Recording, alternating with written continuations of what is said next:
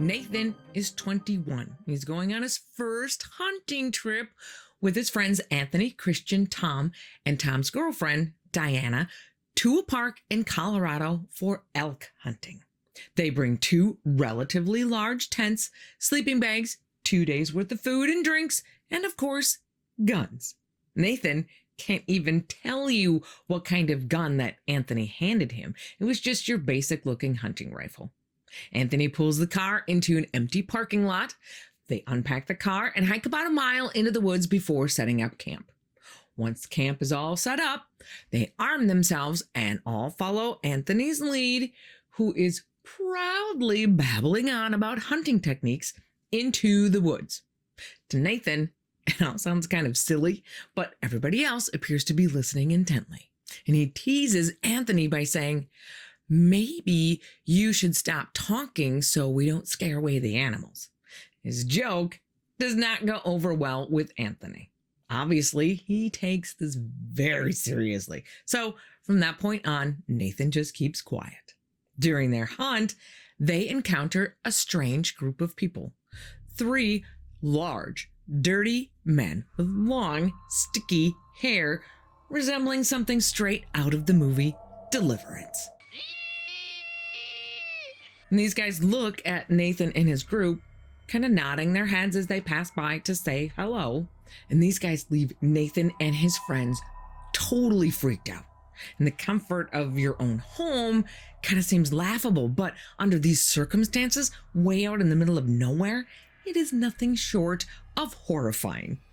Nathan and his friends are deep in the woods, pretty far away from their car or any other kind of help.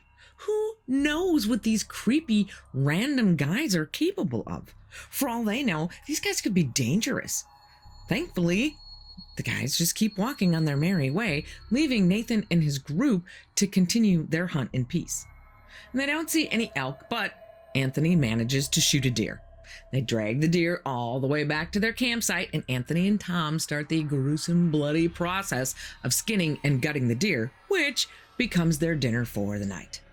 As soon as it gets dark, everybody heads to their tents to go to sleep with the fire still burning outside.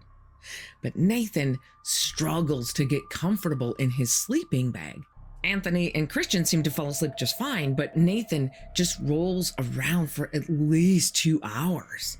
And just when he's about to get up and go outside to pee, he hears footsteps outside the tents. And he almost calls out Tom and Diana's name, but then he stops thinking, well, what if it's not them? He lays there quietly listening. Suddenly, the zipper to their tent is pulled up. Nathan quickly throws his head down on the pillow, pretending to be asleep. After just a couple seconds, he hears the zipper go back down. He waits until the sound of footsteps moves away, heading towards Tom and Diana's tent. Nathan then realizes it must have been them, probably checking if everyone else is asleep so they can mess around a little bit. Deciding to play a little joke, Nathan waits about 5 minutes before quietly unzipping his tent and creeping over to Tom and Diana's tent, only to realize the zipper on their tent is still up. And he thinks, well, that's weird. And as he creeps closer, expecting to catch them playing around and scare the crap out of them, he instead sees 2 men inside the tent crouched over Diana. Totally freaked, Nathan screams as loud as he can. Anthony and Christian are out of their tent in a shot, armed and ready. The 2 men burst out of Tom and Diana's tent and start running. And Nathan realizes these are the same 2 men that they saw earlier in the woods. Tom and Anthony fire shots over the 2 guys' heads in their direction to scare them off. However, what happens next is even more horrifying. After they fire their rounds, Nathan and his friends look around completely horrified as men who had been hiding in bushes and behind trees start taking off in all directions. They try to wake up Tom and Diana, but it seems like the men have injected them or something with some kind of tranquilizer. With no other option, they wait for Tom and Diana to wake up, which ends up being the most agonizing half hour ever.